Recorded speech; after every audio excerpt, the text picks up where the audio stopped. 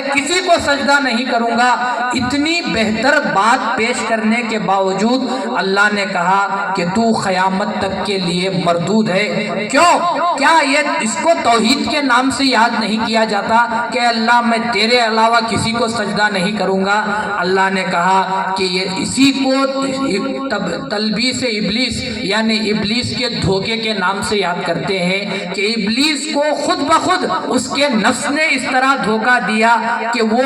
بات تو اچھی کر رہا تھا لیکن حقیقت میں وہ خدا کی نافرمانی کر رہا تھا۔ اسی طرح آج بھی کئی ایک لوگ ہیں کہ ہم کو رسول سے محبت ہے، ہم رسول کے برابر کسی کو نہیں مانتے، تو عام لوگ بہت اچھے خوش ہو جاتے ہیں کہ بے شک کیا عشق رسول ہے کہ رسول کے برابر کسی کو ماننے کے لیے تیار نہیں ہے، کہ ہم تو وہ ہیں کہ جو یہ دعویٰ کرتے ہیں کہ کوئی دنیا کا آدمی رسول جیسا ہو نہیں سکتا، تو لوگ کہتے ہیں کہ اس کو عشق رسول کے نام سے یاد کیا جاتا ہے، حالانکہ یہ وہی بات ہے جو ابلیس نے خدا کے دربار میں کہی تھی کہ اللہ میں تیرے سوا کسی کو جھکنے کے لیے تیار نہیں۔ اللہ نے کہا کہ اگر تو مجھے مانتا ہے تو میری بات کو بھی ماننا ضروری ہے، اگر تو نے جب میری بات کا انکار کیا تو قیامت تک کے لیے مردود ہے۔ تو اسی طرح اگر لوگوں کے دلوں میں عشق رسول ہے، عشق رسول کا تقاضا یہ نہیں کہ تم یہ کہو کہ ہم رسول کے برابر کسی کو نہیں مانتے، بلکہ عشق رسول کا تقاضا یہ ہے کہ جب رسول نے کہا کہ مہدی میرے جیسا ہے تو اس کو مان لینا، اسی کو عشق رسول کے نام سے یاد کیا جاتا ہے۔ یہ کہنا کہ ہم نہیں مانتے، حقیقت میں تم مہدی کا انکار نہیں کر رہے ہو، فرمان رسول کا تم انکار کر رہے ہو۔ جب رسول نے فرمایا خلقہ خلقی کہ اس کے اخلاق میرے اخلاق جیسے ہوں گے، اس سے بڑھ کر تم کو اور ہمسری کیا چاہیے؟ کیونکہ رسول کے اخلاق تو کوئی انسان اختیار کر ہی نہیں سکتا، کیونکہ رسول اللہ صلی اللہ علیہ وسلم کے اخلاق کے تعلق سے قرآن میں خود اللہ نے فرمایا انک لعلی خلق عظیم، کہ رسول آپ خلق عظیم پر فائز ہیں۔ جن اخلاق کو اللہ خلق عظیم کے نام سے یاد کرتا ہے، کیا دنیا کا کوئی بھی آدمی اس منصب پر بیٹھنے کے لائق بھی ہو سکتا ہے کہ جس اخلاق کے منصب پر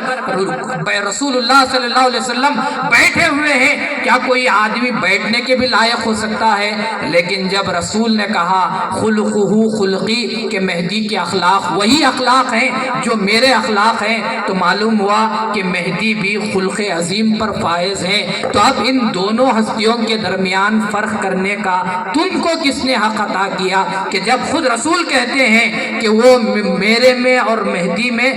وہ میرے نقش قدم پر چلنے والے ہیں، کبھی خطا نہیں کرتے، ان کے اخلاق میرے اخلاق جیسے ہیں، اس کی صورت میری صورت جیسی ہے۔ رسول نے مہدی کو کبھی اپنے سے جدا نہیں کیا، اور ہم مہدوی بھی یہی کہتے ہیں کہ ہم مہدی کو رسول سے کبھی جدا نہیں کرتے۔ اسی لیے ہمارا عقیدہ یہی ہے کہ ہم تسویت خاتمین علیہ السلام کو ماننے والے ہیں، اور اس سے رسول اللہ صلی اللہ علیہ وسلم کی شان میں کوئی کمی واقع ہونے والی نہیں، کیونکہ رسول اللہ صلی اللہ علیہ وسلم نے خود مہدی کو وہ مقام دیا ہے۔ اگر کسی اور آدمی نے دیا ہوتا تو وہاں رسول اللہ صلی اللہ علیہ وسلم کے تعلق سے ایمان میں گڑبڑ کا شائبہ بھی پیدا ہو سکتا تھا، لیکن خود رسول نے جب مہدی کو وہ مقام دیا ہے تو اب اس میں ماننے میں ہمارا کیا جاتا ہے؟ کیا جاتا نہیں ماننے میں ایمان کا نقصان ہو جاتا ہے، اور ماننے میں انسان کو ایمان مل جاتا ہے۔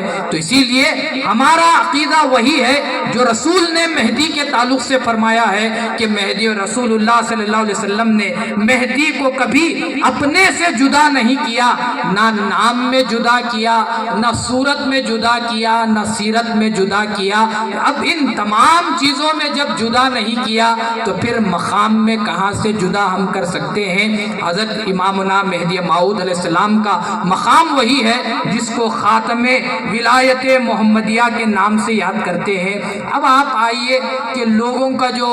عام لوگوں کی جو ذہنیت ہے کہ کیسے برابر ہو سکتے ہیں، تو آپ جو اہل سنت والجماعت کے جن کو مجدد الف ثانی کے نام سے یاد کیا جاتا ہے، ان کے مکتوبات بڑے مشہور ہیں، مکتوبات امام ربانی کے نام سے مشہور ہیں۔ تو وہ مکتوبات میں مکتوب نمبر 251 میں لکھتے ہیں، علماء کرام کی تعریف بیان کرتے ہوئے لکھتے ہیں کہ علماء کرام جو رسول کی امت کے جو علماء ہیں ان کا مقام کیا ہے۔ وہ لکھتے ہوئے کہتے ہیں،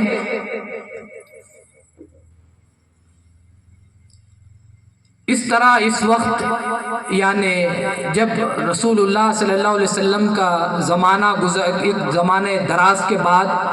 ایک تام المعرفت علام و عارف درکار ہے جو گزشتہ امتوں کے اولو العزم پیغمبر کے قائم مقام ہونا چاہیے۔ یعنی علماء کرام میں بھی ایک ایسا عالم، اتنا بڑا عالم ہونا چاہیے جو گزرے ہوئے امتیوں کے اولو العزم پیغمبر کے قائم مقام ہونا چاہیے۔ تو جب ایک عالم جب وہ تام المعرفت اور علام بنتا ہے تو اس کو انہوں نے اتنا اونچا مقام دیا اور کہا کہ پچھلے امتیوں کے پیغمبر کے قائم مقام ہونا چاہیے۔ ایک عام عالم کا یہ مقام ہے تو خاتم ولایت محمدیہ کا اس سے بڑھ کر اور اس سے مقام کیا ہو سکتا ہے کہ آپ رسول اللہ صلی اللہ علیہ وسلم کے قائم مقام ہیں کہ امتی جو رسول کا ایک عالم بنا وہ پچھلے امتیوں کے پیغمبروں کے مانند ہے، تو مہدی موعود علیہ السلام رسول کے قائم مقام نہ ہوں گے تو اور کیا ہونے والے ہیں۔ اسی طرح وہ اپنے مکتوبات میں اور یہ بھی ارشاد فرماتے ہیں کہ کمالات ولایت کمالات نبوت کے لیے بمنزل زینا ہے۔ میرا خیال یہ ہے کہ حضرت مہدی موعود جو ولایت کی اکملیت کے لیے یعنی ولایت کے کمال کے لیے مقرر ہیں ان کو یہ نسبت حاصل ہوگی۔ اس سلسلہ عالیہ کی تتمیم اور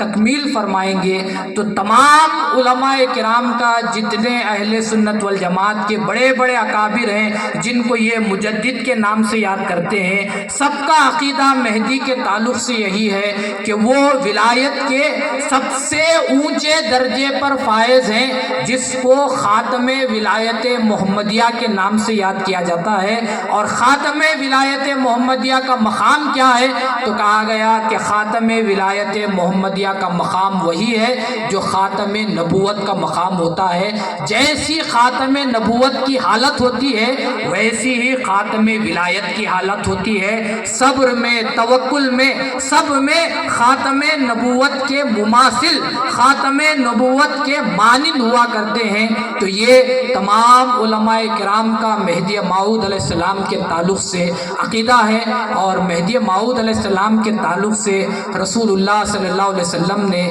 جو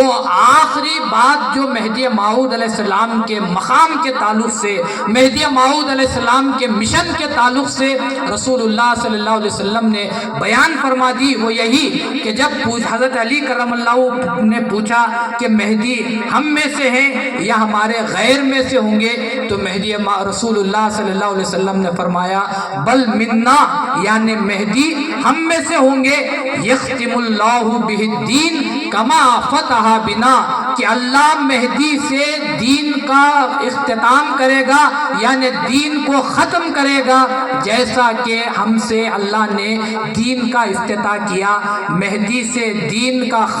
اختتام ہوگا، ختم ہوگا۔ اس سے مراد یہ کہ خاتم دین کون ہے؟ خاتم دین مہدی موعود علیہ السلام کی ذات اقدس ہے۔ اور خاتم اسی کو کہا جاتا ہے کہ جہاں پر تمام تر کمالات آ کر ختم ہوتے ہیں اسی کو خاتم کے نام سے یاد کیا جاتا ہے۔ تو مہدی موعود علیہ السلام خاتم دین یعنی دین کے تمام تر کمالات آ کر مہدی سے ہم لوگوں پر ظاہر ہوتے ہیں۔ اور مہدی موعود علیہ السلام نے دین کے تمام کمالات کو جو پیش کیا انہی کمالات کو فرائض ولایت کے نام سے یاد کیا جاتا ہے کہ مہدی موعود علیہ السلام نے جو فرائض ولایت کو آپ نے پیش فرمایا ہے، حقیقت میں وہ دین کے کمالات ہیں کہ جب تک انسان ان کو اختیار نہیں کرے گا اس وقت تک انسان کبھی بھی نجات حاصل کر نہیں سکتا۔ اور مہدی موعود علیہ السلام کے تعلق سے